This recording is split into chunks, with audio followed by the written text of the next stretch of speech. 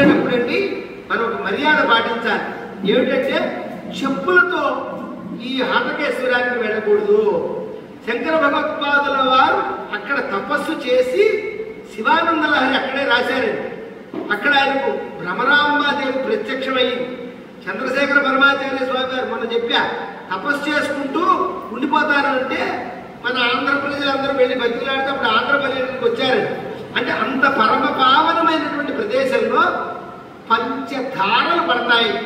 అంటే ఒకటి బ్రహ్మధార, విష్ణుధార, రుద్రధార, చంద్రధార, దేవధార. ఇవి పంచధారలంటే ఈ పంచధారలను స్వీకరించడం అంటే సృష్టికర్త, స్థితికర్త, లయకర్త. సో లోక సాక్షులు సూర్యచంద్రుడు. ఈ 5 తీర్థాలను మనం అక్కడ తీసుకోవచ్చు. అంత పరమ పావనమైనటువంటి క్షేత్రం శ్రీశైలం. శ్రీశైలంలో ఉండే భ్రమరాంబ అమ్మవారి దేవాలయం.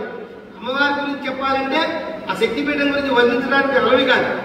మీరు అమ్మవారి ఆలయం వెనకాల నిశ్శబ్దంగా ఉన్నప్పుడు వెళ్ళి ఆ చెవిని బాగా అలా ఆనించి వింటే జాగ్రత్తగా కళ్ళు మూసుకుని ఒక తుమ్మెద చేసే ఝంకారం వినపడుతుందండి. భ్రమర అంటే తుమ్మెద కదండి, భ్రామరి అంటే దాన్ని భ్రామరీ నాదం అంటారు. అమ్మవారిని ఇప్పటికీ కూడా తుమ్మెదల రూపంలో ఉన్న రెక్కలతోనే అలంకారం చేస్తారు. ఆ అమ్మ ముందు శంకరాచార్య స్వామి గారు శ్రీచక్రం వేశారు. అక్కడికి వెళ్ళి భ్రమరాంబ అమ్మవారి శ్రీచక్రం ముందు కూర్చుని మనలాంటి వాళ్ళు ఎవరివైనా కొంత కుంకుమార్చన చేస్తే అలా చేసిన వాళ్ళని అట్లాంటి అమ్మవారిని 3 తరాలు చూస్తుంది. ఆ స్త్రీ 3 తరాలు చూస్తుందట. హాయిగా 10 మంది చేత పండు ముత్తైదు వారిని అనిపించుకుని చక్కగా భర్త గారి తొడ మీద కాళ్ళు ఆ తల పెట్టుకుని ప్రాణం విడిచిపెట్టే అదృష్టం కలుగుతుంది. ఎందుకంటే అక్కడ శ్రీచక్రార్చన ఉన్నది. కానీ శ్రీశైలం లింగానికి పట్టు తేనెతో అభిషేకం చేస్తే ఉత్తర జన్మల్లో గంధర్వ గానం వాడికి దొరుకుతుందట. భ్రమరాంబిక అమ్మవారి దగ్గరికి కూర్చుని కుంకుమార్చన చేసుకోవాలండి. 4 త్రిదళం త్రిగుణాకారం త్రినేత్రం త్రియాయుధం త్రిజన్మ పాప సంహారం ఏకబిల్వం శివార్పణం.